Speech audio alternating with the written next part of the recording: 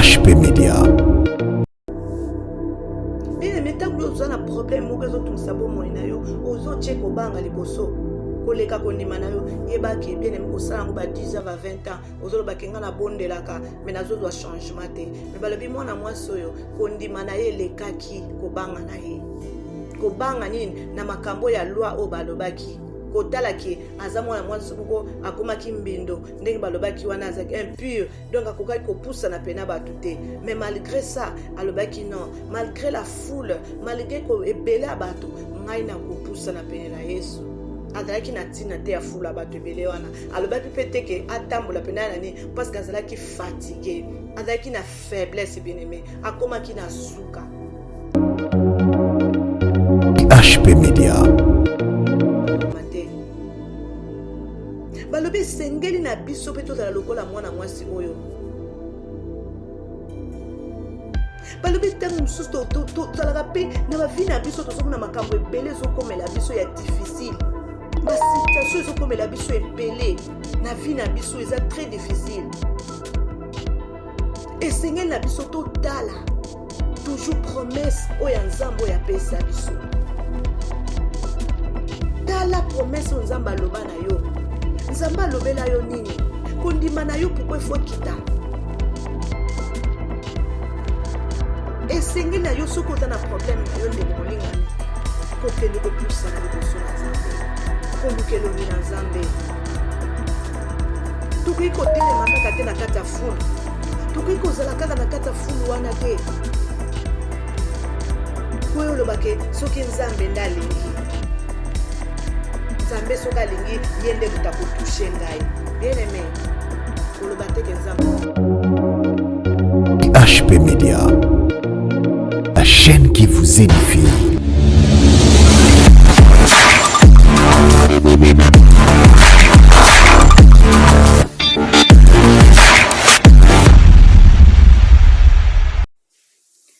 Shalom shalom bana na nzambe ezanga mama na bino mama la servante de Dieu mama Chantal mwana na bino ndeko na bino leki na bino yaya na bino na yesu lelo to partager au message nzambe apesi biso oyo esengeli ete bana nzambe bayoka oyo nini nzambe alingi ete bana nzambe bakoba na koyeba parce que bible ezobisa biso mon peuple périt faute de connaissance et mutu nyonso to mwana nzambe nyonso azozwa connaissance na nzela liloba na nzambe soki okoyoka liloba na nzambe te bien aimé okozala na connaissance te yango wana omoni ntango na ntango nzambe azalaka na besoin ete biso toyoka koyokaka ye oyo ezouta epai na ye mpo tozwa connaissance toyeba oyo ezali volonté na ye eza nini na ntango oyo tozokende kozwa enseignement eza enseignement oyo ezokoloba sur la femme à la perte de sang. Je crois toyebi histoire oyo ya femme oyo ya perte de sang et lelo tozokende kopesa enseignement nango moko na moko esika azali azwa biki na ye pe kaye na ye tokende kokoma pe kokoma mwa bapoint oyo ozomona ke oyo ekopermettre yo ocomprendre parce que eza enseignement yango na kosenga na bandeko nyonso tokanga bamiso na biso avant na biso kobanda kosenga vraiment nzambe akena kosunga biso molimo na nzambe azwa contrôle ya bomoi ya moko na moko ete ayebi kopermettre na motu azwa liloba oyo mpe atia yango na kati ya misala parce que bible ezobisa biso esengeli na biso koyoka liloba nzambe mpe koyeba kopratike yango amen wana tokangi bamiso tobondeli. Seigneur de gloire, papa, tu es kopambola kombo na yo, tu es konetola kombo na nzambe. Bible ezoloba ye tozo mériter louange pe adoration papa. Yawe topesi yo merci pour na kopesa biso sous opportunité oyo ya koya sous na présence no mokonzi. Eza na ba mingi nzambe bazwi ngolu oyo te. Kasi yo sali biso yango papa po ete toza bato malamu te kasi eza mpona mawa na yo likolo na biso nzambe. Olingi ete toyeba koyeba oyo nini ezali volonté na yo. Yango bengi biso na moment oyo na présence no papa koyoka oyo nini yo bongisi mpona tia na biso bana na yo nzambe. Po ete nazala liloba oyo nde komema biso na lola mokonzi. Yawe tozeli pai na yo tobengi présence no kati na biso kumama na yo netolama tika ete liloba oyo nzambe bakozwa esika kati na bomoi ya moko na moko pe toyeba kotia yango na misala na kombo na Yesu tobondeli amen amen. Ndenge nalobaki tozo kokende kozwa enseignement na biso message oyo tozozali sur la femme à la perte de sang nalobaki moko na moko akoki kozwa kaye na ye mpe biki na ye mpo eza biloko esengeli na biso kokoma. C'est ça vraiment nzambe nalolamu na moko na moko. Ndenge kaka nalobaki ezali sujet na biso yango wana oyo ezoloba na mwasi oyo ya litanga makila. Toyebi histoire oyo elekaki ndenge nini mais siko tozo kopesa enseignement nango mpona koramene mpe susu bana na nzambe bacomprendre l'histoire oyo to message oyo ezali nini. Vraiment na kosenga na bandeko nyonso na place totangaka lisusu nazopesa kaka ba verset biblique oyo sika nini wana ezali oyo mutu akotanga yango esika azali. Nazopesa eza na Matthieu chapitre 9 verset 20 et puis na Luc chapitre 8 43 à 48, Marc chapitre 5 25 à 34. Wana moko na moko akoluka ndenge nini akotangela mais nini na biso enseignement na biso ebandi. Na koloba ete kati na message oyo to ba verset biblique oyo nauti kopesa misato wana na kati nango nyonso misato ezolobela biso likambo oyo babengi ya femme à la perte de sang. Tous les trois versets on ezobela biso eloko kaka moko. Mais tozoyeba ke selon la loi na tango wana babeki ete mwana mwasi wana azalaki ndenge azalaki makili ebandaki kobima ye azalaki mwana mwasi moko awumelaki na pasi makasi wana ezalaki ni pasi wana ezalaki azalaki koperdre makila na ye depuis 12 ans. Pendant 12 ans mwana mwasi asufraki makasi. Naza kobeta masolo oyo eza liloba na Nzambe. Toyebi ba mama bayebi bandeko basi bayebi ke soki mutu aza na periode wana ndenge nesalaka po edikaka pendant mosusu 3 jours 4 jours misusu pe koma 5 jours mais 5 jours wana ekomi ba problème mwa banini ezalaka mwa moke mais toyebi ba misusu bazalaka mpe na badouleur na banini yango babengaka barègle douloureuse nde esalaka mpe bato mosusu. Bon mwana mwasi oyo ye ezalaki te ke ndenge ezalaka baperiode chaque mois ndenge basi nyonso bamonaka mais ya mwasi oyo ezalaki te pendant 12 ans ye makila wana ekawukaka te eza kokule tout le temps. Bien aimé na yebiso ke ndeko mwasi anyokwamaki epuis na loi wana balobaki te azalaki mwasi moko azalaki impur. Lokola azalaki impur akokaki te kozala esika moko bato bazali. Donc mwana mwasi wana azalaki kozala kaka ye moko azalaki vraiment isolé esika ye azalaki abandaki koapproche bato te. Po totangi na mokanda soki mpe tobi totanga na Lévitique bokoma mpe kaka na Lévitique chapitre 15 19 à 33 mpona mpe bazoloba lisusu ke mwasi oyo azali na perte de sang to mwasi oyo aza na periode na ye wana aza na droit te ya kosala quelque chose. Yango tomonaka na ba religion mosusu to na ba église mosusu ezalaka mpe ke soki mwasi ndeti aza mpe na baperiode wana akokozwa nini te droit ya koteya te to ya kosala service moko ya Nzambe te ndenge selon loi ndenge bato mosusu mpe bazwa yango wana. Mais tozoloba temps de temps na nini ya loi mozai ezalaki na kuna balobaki ke mwana mwasi oyo aza na baperiode wana donc aza mwana mwasi moko akoki koapproche bato te ata abalaki akoki jamais kosangana na mobali na ye. Donc soki aza na baperiode wana fo alala na se donc okoki kolala na mobali na yo na mbeto te soki oza na baperiode wana. Donc mwana mwasi wana babiki azalaki mwasi moko anémique. Anémique c'est quelque chose oyo ezalaki ke aza mutu anémique donc aza maladif et aza koperdre makila ye problème neza ya makila donc aza na kaye mingi et puis azalaki na faible azalaki vraiment très faible na lokola makila na ezobima. Bien aimé soki makila ezobima na nzoto ozoperdre makila ekomisaka na okoma faible mpenza donc faut ozala mutu moko ozomela mpe mai mingi donc ozala mpe na repos. Donc mwana mwasi wana anyokwamaki. Bien aimé balobi ete mwana mwasi wana na ba condition nyonso oyo nyonso akokaki kosala asalaki yango. Mwana mwasi wana anyokwamaki mpenza mingi bandeko na nga nde nazoloba kaka nde nabika souffrir makasi mutu moko akosoki mpe na ye eza te selon loi ya mboka ke soki mwana mwasi aza na periode wana jamais akoki koapproche bato parce que aza souillé aza impur donc akoki kozala peme moko na bato te. En tout cas mwana mwasi wana azangaki lisungi akutanaki mpe na bamerse ebele me azwaki en tout cas guérison eyaki te kati na bomoi na ye. Vraiment azalaki motu moko azalaki ruiné, abebisamaki makasi, donc azalaki pale, donc makambo nyonso, donc nzoto ne ezalaki su malamu te bien aimé. Azalaki vraiment azalaki na soulagement moko te. Donc motu moko akoki kosoulage ye te na problème wana, azalaki akosouffrir ye moko bien aimé, vraiment anyokwamaki vraiment makasi mutu moko te akoki koapproche mpo arendre ye visite mpo na problème wana kokonsole. En tout cas azwaki lisungi te bien aimé, nakanisa moko bozokoma yango. Me ezalaki na mokolo moko mwana mwasi wana ayokaki likambo na Yesu, ayokaki ke Yesu aza koya, ayokaki Yesu azoya. Me mwana mwasi wana lokola azalaki na problème wana oyo ezalaki ke akoki te kozala pembeni moko na bato, mwana mwasi wana abandaki kobatama. Me azwaki décision alobaki te ngai fo nakoma kaka ta na nsima ya Yesu, nakanga ta elamba na ye kaka, nakanga kaka eteni elamba na ye nga na kobikisama bien aimé.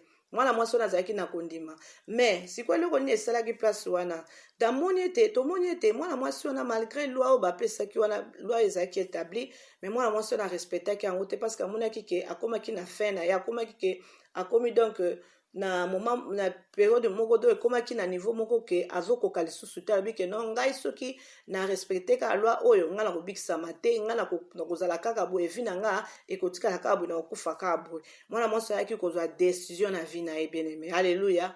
Azwaki décision ye azwaki kati na bomoi na ye ezalaki ke ya kokende kokutana kosimba elamba na Yesu, parce que amonaki ete na kati wana esika ezalaki Yesu azalaki fulu penza ezalaki, donc fulu cela veut dire que il y avait beaucoup de gens, ezalaki na bato ebele batondaki wana penza, donc ye akokaki kozala penza contact te, sino te akoya kopesa bato mosusu, donc kontamine bango ndenge ezalaki, soki akangami na bato bien na nini na kati akokontamine bango, donc abandaki mpe kobanga kaka, me azoya kaka malgré ye, me azwaki décision ezalaki na kati ya motema na ye. Donc ndenge azalaki vraiment ya kolemba, malgré kolemba na ye vraiment souffrir makasi, me ariskaki vraiment bino ngai na riske kaka nakende kaka kuna, fo nakende kaka esika Yesu azali bien aimé. Nangi naloba na mutu moko, yo likambo ezotungisa yo, est-ce que yo ozozwa décision nango barétablissa balua na famille na yo, balien ya famille baloba ke bino bokobonga te, bokosala boye te nini te, est-ce que yo osozwi décision ya kokende kosimba pe Yesu, ya koluka Nzambe? Bien aimé, tozo continuer enseignement na biso nanu nde tokokoma na place wana balobi ete esengelaki azala na pembeni, me ye amonaki abi te nakokoka te funa kende kaka esika Yesu ezali, nakende kaka kuna na touche kaka, naza na kondima ete ngai makila wana ekokauka. Azalaki na kondima bisoki na touche elamba na ye nakozala vraiment nakozala guéri. Bien aimé, ezalaki eloko oyo Nzambe, ezalaki volonté ya Nzambe nde esalamaki kati na bomoi ya mwana mwasi wana, parce que décision ye azwaki ezalaki kaka Nzambe mutu alingaki ete aya na esika wana. Po mwana mwasi wana azwaki décision, parce que normalement efalaka banga loi oyo basalaki wana, parce que loi wana soki bakonstataki kake aza impure, aza na banini wana azokopembeni na bato bien benga bakanga ye batie na prison. Mais mwana mwasi wana ariskaki vi na ye, alobi non, ngai penza lokola nayoki ke Yesu azoleka place wana, ngai nakoleka nakanga nakotala fulu ya bato wana te, me nga funa kanga elamba na ye wana, soki na touche kaka te elamba ne wana ata nakomi pembeni nete, en tout cas ngai nakozala guéri, nakobikisama. Wana ezalaki kondima mwasi wana. Me mwasi yango azalaki azokama mingongo ebele, bato mosusu bazopusapusa ye, pusana kuna, akomaki kobanga. Me ye kobanga wana, me azalaki kaka kopusana, malgré banda bato bazoloba yo penza tala nini boye, me mwana mwasi wana azalaki kaka kopusana, azalaki kaka kopusana muke azopusana se kaka azongunzama muke, me azalaki na faiblesse makasi, alembaki vraiment, me azalaki kaka kopusana. ayaki kokoma wana, mais sinon ayaki kokoma pembeni wana alobi ngai vraiment fo kaka nasala tu nabenda kaka elamba na Yesu. Mais loi oyo ezalaki établi kuna ezalaki ke mwana mwasi oyo aza na perte de sang, oyo aza na nini moko na état moko ya impurité wana akoki jamais koapproche mutu, akoki kozala pembeni na bato te. Mais eloko ebikisaki mwana mwasi wana ezalaki nini? Ezalaki kondima. Kondima azalaki balobi ke sa foi était plus grande que cela. Azalaki na kondima makasi. Mondima pende tondaki kati na mwana mwasi wana. Eloko na nzela kondima wana ayaki kosimba elamba na Yesu Kristo.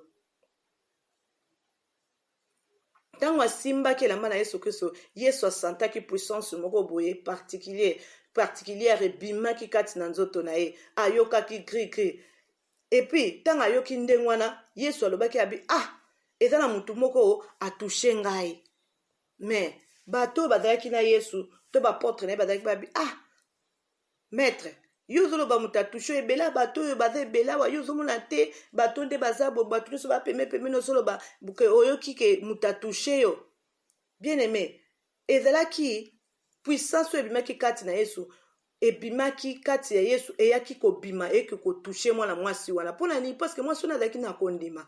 Bien aimé, fula bato lingi oloba te ke bato nyonso wana baye kaka po babikisama. Fula bato lingi oloba te ba nyonso wana baye kaka po bango bakota na lola. Fulu mosusu ayeka pona kotiaka désordre. Mais mwana mwasi wana tango ye ayaki na besoin penza ke afimba elamba na Yesu po abikisama. Azalaki na besoin ya salut na bomoi na ye. Azalaki na besoin ya guérison na bomoi na ye, bien aimé.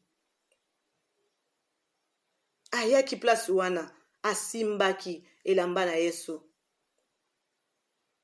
Asimbaki elamba na Yesu. Asimbaki babengi le bord du vêtement. Et asimbaki yango, atouchaki yango, bien aimé. Ezalaki bine babi immédiatement. Makila na ye wana ekaukaka. Tangu kaka simbi elamba na Yesu kaka, bien aimé, mwana mwasi wana santaki eloko na kati ya nzoto na ye. Elingi koloba ete atouchaki parole. Elle a touché la parole. Atouchaki ezalaki promesse ya Nzambe. Atouchaki ezalaki eloko moko oyo ezalaki ya motuya kati na Yesu Kristo. Kondima wana ezalaki kati na ye. Atouchaki yango nde kondima wana yaki kobikisa ye. Kondima wana nde ebikisaki ye. Balobi sa foi s'élève au-dessus de ses craintes. Kondima na ye ezalaki likolo ya kobanga na ye. Donc azalaki na kondima koleka kobango ya azalaki nango. Na douleur oyo azalaki nango. Bien aimé, asufaki makasi.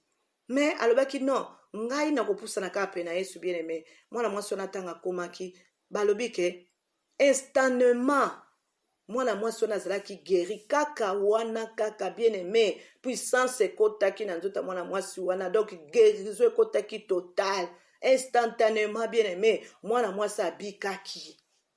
Et Jésus a senti qu'une force était sortie de lui, bien aimé. Balobi Yesu a senti que force ebimaki kati na ye. Amonaki tango a touché Yesu, amonaki changement. Yesu a senti pe ye moko na Yesu ye moko a senti ba mbale ba sentaki. Yango esengeli na yo mwana Nzambe. Tango yo kutani na Yesu, tango yo touché Yesu, vie na yo faut changer. Bomoi na yo faut changer. Est-ce que yo bando kutana na Yesu, vie na yo change? Tomoni mwana mwasi wana, malgré ba loi établie, ba loba kete mwasi yazali impire, akoki jamais ko poussa pembe na mutu, pour ako pesa bango, ako contaminer bango, ako pesa bango malade. Mais mwana mwasi wana kolanda na kondima na ye, malgré crainte azalaki nango, mais balobi te kondima na ye lekaki kobanga na ye. Bien aimé, tango yo zana problème moko ezotungisa bomoi na yo, ozotie kobanga liboso, koleka kondima na yo, yebaki bien aimé kosala ngo ba 10 ans, ba 20 ans, ozoloba kenga na bondelaka, mais nazozwa changement te. Mais balobi mwana mwasi oyo, kondima na ye lekaki kobanga na ye. Kobanga nini na makambo ya loi o balobaki. kotala ki aza mwana mwasi moko akomaki mbindo ndenge balobaki wana azaki impur donc akokaki kopusana pena bato te mais malgré ça alobaki non malgré la foule malgré ko ebele ya bato ngai nakopusana pene na Yesu azalaki na ntina te ya fula bato ebele wana alobaki mpe te ke atambola pena nani parce que azalaki fatigué azalaki na faiblesse bien aimé akomaki na suka likambo na yo eza nini oyo ezotungisa bomoi na yo eske kozaka na kobanga na lwa oyo ya famille na yo oyo bandeko na yo baya na yo babalaka te oyo bandeko na yo basalaka te oyo bandeko na yo baza maladi toujours maladi na bango esilaka te makambo ebele ezochange te na vie na bango oyo abotaka te eske ngai mpe ekosala melanga bongo te bien aimé mwana babike mwana mwasi wana malgré loi wana oyo ezalaki balien ya famille oyo baetablisaki atalaki yango te alobaki nga na kokende na touche bien aimé mwana mwasi wana ntango ayaki apusanaki pene na Yesu atushaki elamba na ye bien aimé akendaki kobikisama asantaki kati na ye puissance moko ekotaki alleluya puissance ekotaki epuis Yesu asantaki ke ya quelque chose oyo ebimaki kati na nzoto na ye Yesu asantaki mpona nini Yesu asantaki te na plusieurs bato na fulu wana mpo bato ebele bazalaki bande kotouche Yesu mais Yesu asantaki yango te mpona nini parce que bato nyonso bazalaki wana fulu wana ezalaki nango te bayaki mpo babikisama non jour wana ezalaki jour ezalaki ya salut ya mwana mwasi wana ezalaki jour na ye ya guérison ezalaki jour na ye ya kobikisama donc ezalaki jour na ye oyo Nzambe abongisaki mpona tia na ye yango moni Yesu asantaki. Est-ce que yo peut-être okutana kozala na présence ya Nzambe est-ce que Yesu asantaka vraiment que yo za na présence na ye mais Yesu ntango mwana mwasi wana ayaki malgré fulu ya bato atushaki kaka elamba simba ekutu Yesu te elamba kaka ya Yesu atushaki. Est-ce que yo peut se toucher l'amba Yesu? Est-ce que so toucher l'amba Yesu? Po ba makila na yo wana pe kauka. Esengeli na yo toucher l'amba Yesu. Po makila na yo ekauka. Longola ko banga na yo wana. O biso tozwaka ba diplôme mais to sala raté. O biso baloba boye ata na bali na kozonga kaka. O ngai baloba boye na kozwa musala te ata nazwi musala ekosila kaka oyo ngai baloba boye omikotisi na kati ya lwa wana ozobanga koaproche Yesu ozobanga koafronte likambo ndenge eza kokende kokoma na makolo ya Yesu kosimba lokola mwana mwasi wana asimbaki bien aimé balobi kosimba wana ezalaki kondima oyo ezalaki likolo ya mwana mwasi wana bien aimé esengeli na moko akende kotouche kende kotouche lamba na Yesu Kristo bien aimé ata problème yango eza ndenge nini lobaki ngai malgré situation yango ndenge ezaleleli na kotouche tia kondima na yo oyo mwana mwasi wana aplasaki ezalaki kondima oyo ezalaki lokola fondation excusez ezalaki fondation parce que senge na muto esengeli moboko ezala soki moboko eza te bien aimé eza na sens moko te okomona kaka moto andimela Nzambe mais aza na ye kaka boye komboka ya Yesu na monoko mais Yesu na santa ye te Yesu na santa ye te. Est-ce que yo so toucha Yesu atouche ki Yesu balobi azana baspe mususu Yesu wana non seulement c'est lui qui guérit mais aussi c'est lui qui pardonne, qui l'aime. Alléluia.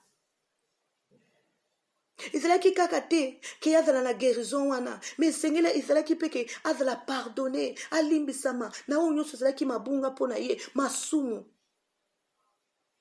Nzambe Yesu atalisaki pe alongolaki pe ayokelaki mawa alingaki ye Ponzi Yesu wana azali oyo pardonaka azali oyo agerisaka azali oyo alingaka babengi ami fidèle. Alléluia. Banda mukolo wana bien aimé nangina ebiso babi que tout a changé en elle. Une nouvelle vie s'ouvrait devant elle, une vie de guérison bien aimé. Alléluia. Bien aimé. Balobi vie à moi moi sonne changer qu'à partir du jour wana. Est-ce que yo bando nimela Yesu? Vie na we se changer. Ubi olelaka kaka tobo ite vie ya mwana Nzambe bitumbe ezali mais yo bando ndimela Yesu olelaka kaka Est-ce que tu as la bonne moyen yo? Est-ce que yo toucha penda Yesu? Yesu sa santa yo? Et c'est la santé yo. Parce que ce que yo senti Yesu pas senti yo bien aimé. Tant toute année.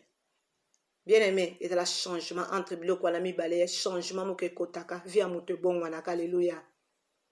Yesu tanga moni a santé loko wana lobi, atabi nani yango a touché ngai? Nani yango a touché ngai? Yesu ayaki komona mwana mwasi ayebisaki ye, ma fille, ta foi t'a sauvée, va en paix, sois guérie de ton mal. Alléluia. Yesu ayebisaki abi mwana na ngai, kondima na yo ebikisi yo, kende na kimia pe obikisami na malpasi na yo ozalaki nango bien-aimé. Ayebisaki ta foi t'a sauvé. Alléluia. Est-ce que yo za na foi wana? Ta foi t'a sauvé. Elle t'a rendu complète. Donc, comme monsieur kokisio, et kokisio mobimba na yo. Alobi na yeke, yo bikisami te physiquement, mais dans tous aspects de ta vie. Alléluia. Alobi na yete kabike, obikisami kaka te na komona boye, mais na baspect to na nzoto na yo mobimba na makambu na yo nyonso vi na yo, libala na yo, bomengo na yo, kobota na yo, musala na yo, makambu na yo nyonso, ba domaine nyonso, makambu na yo changer bien aimé. Pona nini atushaki kaka. Balobi kondima na ye lekaki kobanga na ye. Est-ce que yo banga kaka kati lelo yo? Oza kaka na nini ya loi oya kutimi na bino ya tradition na bino. Nga kutu so na selebo oncle na biso kuta koloba, tata mwasi kuta koloba.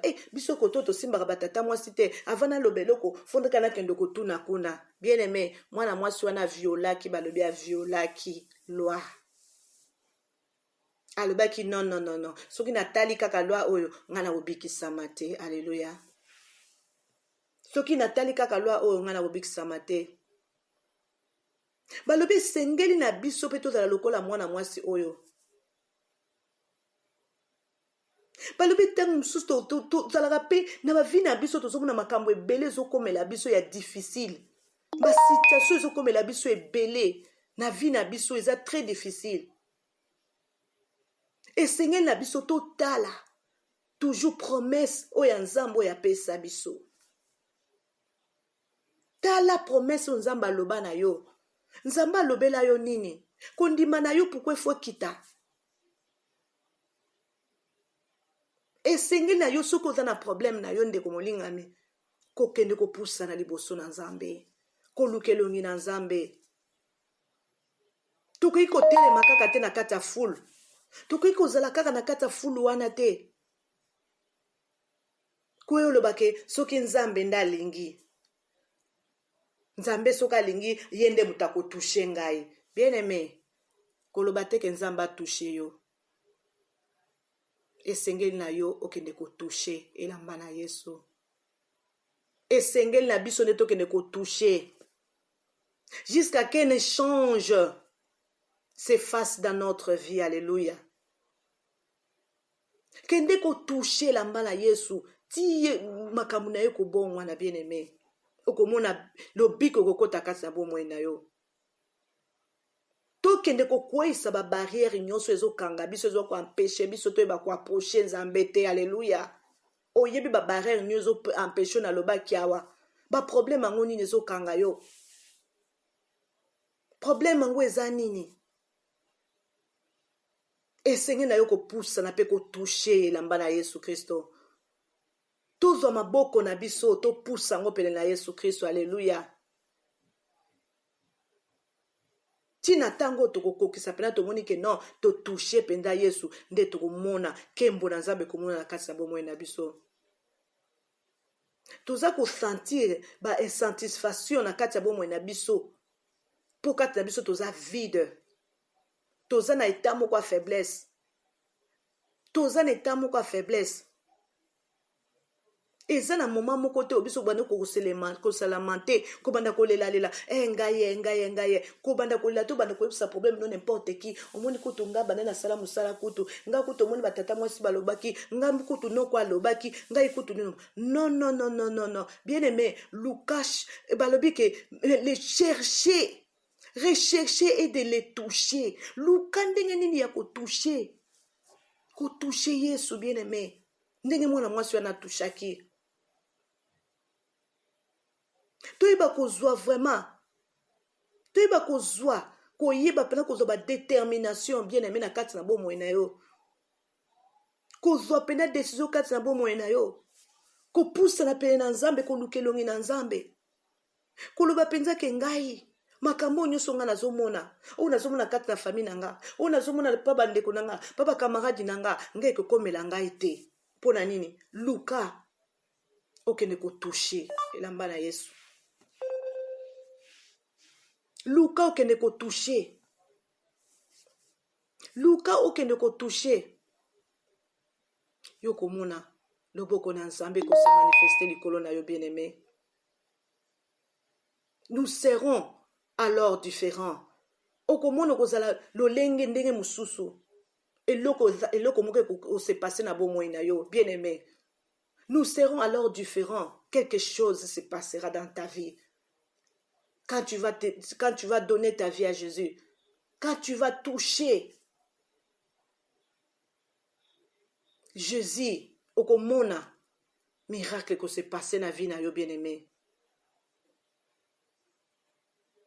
Peut-être olingo sala lokola batu nyonso. Olingo sala lokola batu nyonso ndeka basalaka. Ezo simba kaka te. Nga pe na salaka lokola ndeko na pe asali. Nga pe na salaka lokola ndeko wana sali. Bien-aimé, oza wana te pona kokokisa yo na bato.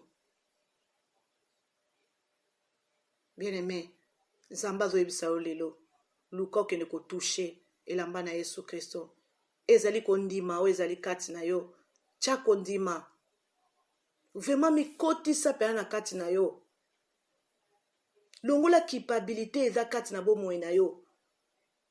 O nga pena ndenge na zabu epenza esinga na koko bikisama. Eloko nga pena na sala. Ndenge pena na sopa bazemi oyo. Nga pena na kobota.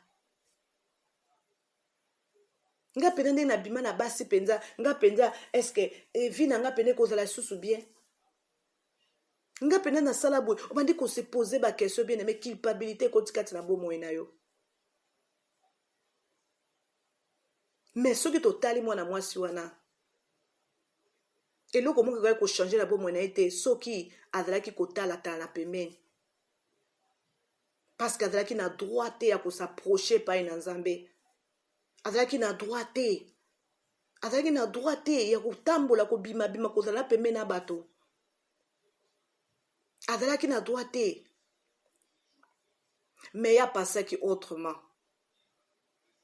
Azwaki grâce wana. Bien aimé, azwaki décision na vie na ye. Esengela Nzambe azosenga na yo, aza kozela yo po toucher ye. Nzambe aza na besoin yo toucher ye. Nzambe aza na besoin toucher ye. Et okomona vie na yo ko changer bien aimé. Mwana mwasi wana asengaki permission te epai na Yesu. Po toucher Yesu. Po toucher elamba na Yesu. Asengaki permission te. Asengaki permission te. Kasi ye moko azwaki décision ya kopusa na pene na Yesu. Azwaki décision na bomoi na ye. Ndenge yo pe lelo zwa décision ya kopusa na pene na Nzambe. Oza kolela lela. Maintenant ozwi décision te. Nalingi kobala. Maintenant ozwi décision te la kindumbo oyo zanango. Okobala yo so bala déjà. Nzambe nga pena bana na kota l'église oyo. Nga pena kanisa pena na kozwa penza mais eloko ezo changer te. Est-ce que ozwi décision na vie na yo ke otika o toucher Yesu? Eza na bamingi ba toucher Yesu. Tayaka neka kobondela. Mena na toucher te Nzambe pena na santa yete. Eza na bato ebele bazwa guérison ya ba corps na bango. Bazwa kaka guérison ya ba corps, mais ya mulimu bazwa guérison na ngote. Mais moi, moi, je suis qui guérison, qui complète, physique, et spirituellement, et dans le domaine, il y a bongaki. Et puis, moi, je suis qui témoigner. À témoigner dans la foule, tant que je suis guérison, wana.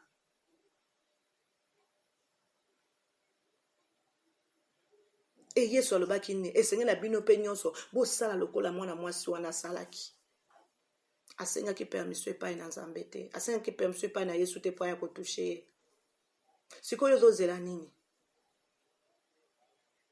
Po ke ne kotouche po moina. Oke ne touche lamba na Yesu Kristo. Po yo pe litanga makila wana ekauka. Bien aimé, balobi mwasi wana ozaki. On a dit, elle a osé. Et cela a ouvert la voie pour d'autres. Alléluia. Pe yango fungola ki nzela pona bato mususu. Bato nyonso bayoka ki témoignage mwana mwasi wana, bango nyonso bazwa ki courage. Bien que fulu ezalaki bango nyonso bazalaki mais bayeba ki te loko ni bandai ko sala wana. Mais mwana mwasi wana comprena ki loko moko. Alobaki soki nga na ko toucher na ko bikisama. Bien aimé fulu bato nyonso bayaki wana ezalaki po bandai ko bikisama. Ba monaki bazalaki pepe mena Yesu mais vi na bango ezalaki kaka ndenge ezalaki. Moko tazaki na susi ke na pusa na kanga Yesu na sala yebwe non pona bikisama non. Mais moi na moi sabaki ngai na problème na nga na zanango soki na ke na toucher kaka nga na ko bikisama. Bien aimé Yesu atosenga na yo lelo. Luko ke ne ko toucher ye. Toucher lamba na Yesu. Tika balwa na yo na balwa o ba établi na famille na yo. Ya kutimi na yo o ba lobaki pona yo ko bonga te, o ko bota te, o ko bala te, o ko sala te. Bien aimé loi wana ba établi kende ko violango na kombo na Yesu Kristo. Balbi mwana mwasi wana ozaki. Est-ce que yo zo osé? Est-ce que zo osé ko toucher Yesu? Est-ce que likambu na yo ya musala wana? Est-ce que osé penda ko toucher Yesu? Ko tuna Yesu ko bondela ko be Yesu ngai yo na ye na fungoli maboko na ye ko toucher yo. Na lingi fuma likambu na nga musala we fungwa mabikisa. Na bikisa manazwa musala. Yesu vraiment na lingi na bzwa ko bota.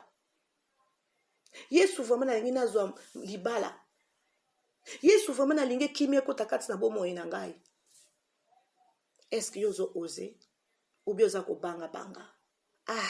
Okoti culpabilité kati na bomo. Nga pena makambo na sala na vie na ngande na sopa bazemi penza. Est-ce que Yesu na ko yoka nga penza? Nga pena ndenge na yiba pena na kota na kati ba magasin na boma ba magasin na sala ba. Est-ce que wana penza ndo na ko yoka ka? Nga pena na criminel ou pena criminalité ou nga la sala penza est-ce o konti na culpabilité kati na bomo ina yo mona mwasi na tala kite culpabilité azalaki ko ase culpabiliza kite ko tala impureté azalaki nango bu salité azalaki nango ami mona ki loko ta kendaki malgré salité malgré loi o balobaki. Mais moi suis na abiti kaka binga na kokende kaka malgré foule ezalaki na bien aimé moi suis na ozaki. Balobi instantanément bien aimé moi na suis na qui guérison abiki sama ki bien aimé. Balobi guérison na ye ezalaki ka physiquement te mais ezalaki spirituellement na ba domaine nyonso bien aimé azalaki guéri yango na ngina ebisala mutu moko lelo kende ko toucher la mana Yesu Kristo. Donc la culpabilité kati na bomo na yo eloko yo salaki to lwa o baloba pona famille na yo popo na yo pona makamu na yo nyonso za nango besoin ozo mona ki nga perdre na sa ekosimba te pokuna tala ya na ngai tala ba tata mwasi na biso tala kuto oncle na biso yende nga zale biso za famille na biso ne balobi na kutimi na biso balobaka ke mobali azalaka boye mwasi azalaka boye mwana azalaka boye bien aimé longola lwa wana bwakisa yango oser kende ko toucher longola culpabilité na union soyo salaki o tilaka bato poison ozaki na koyina ranking ozaki rancunier kende na makolo na Yesu Kristo kende ko lele pai na Yesu kende ko toucher Yesu Kristo bon comme on a changement de côté la vie na yo alléluia yango ezaki lokola message onza malinga kina ko pesa moko lelo ayoka vie na yo soki ezo changer te parce que nano osé te nano ke ko toucher te bien aimé nzambe azobenga yo ya ko toucher kozala te lokola bato nyonso bazalaki fulu ya bato wana bazalaki mpona babikisama te bazalaki kaka fulu kaka ndenge ezalaka mais moto oyo azalaki guérison oyo abikisamaki ezalaki kaka na mwasi oyo azalaki place wana ye nde ezalaki lobiko journée wana lelo mpe nzambe aza na besoin ke ozala mpe guéri na makila oyo eza kokomisa yo empire oyo bato bazomona lisusu te ozwi culpabilité otie kati na bomoi na yo, nzambe alingi olongola culpabilité wana oluka ye ata na kati ya bato, ata balobi ke kokende te, me yo oze kende kutana na Yesu Kristo, luka elongi na nzambe, okomona nzambe akose manifeste na bomoi na yo. Alleluya. Yango ezalaki lokola liloba to message o nzambe apesaki esengeli na kopesa mutu moko po ete ayebana kokangolama, po ete komi ntango ya délivrance na yo. Nzambe alinga délivre yo, alinga libere yo kati na coutume to tradition nini oyo ya famille na bino, lien oyo ezalaki établi to loi oyo ezalaki établi na famille na yo bien aimé, nzambe alinga kata yango abrise yango. Me aza kosenga na yo oya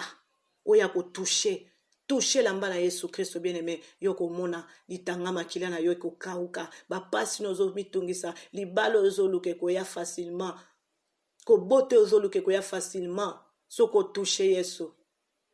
Ekozala kaka physiquement te mais spirituellement, bandoki babanda kokima yo po ete okutani na Yesu, okutani l'homme du changement, otanga kotaka na vie ya bato, ayaka ko changer vie ya bato. Place balobi ke loko ezate, ya lobi loko ezali, balobi na kati ya désert ma ezate, mais ya lobi ke tango na kati ya désert ma ebimaka po ya zana bomoi. Alléluia. Yango na ekopesa oliloba oyo. Bien aimé, tala bomoi na yo, nzamba zo benga yo lelo, zonga na sela makolo na ye, zonga yaka ko toucher lamba, bongo vie na we changer.